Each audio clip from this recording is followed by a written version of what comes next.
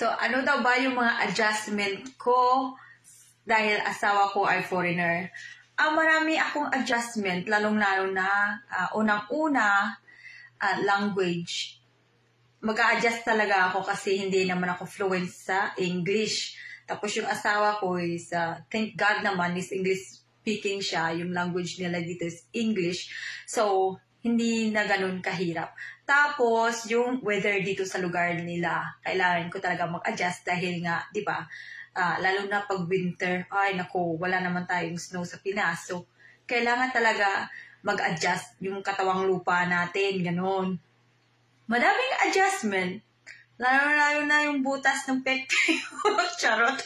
Hindi, joke lang. Madaming talagang adjustment kasi iba yung culture niya, iba yung culture ko, di ba? Pinoy tayo, family-oriented tayo, tapos yung sa kanila naman is nakikita lang sila pag may party, pag may celebration, ganun. Kumbaga, masyadong may privacy ka dito sa lugar nila. Kaysa sa Pinoy na matanda na nga tayo, di ba?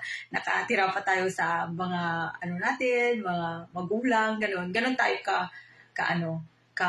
family-oriented. Maraming adjustment talaga, as in marami, lalo na sa mga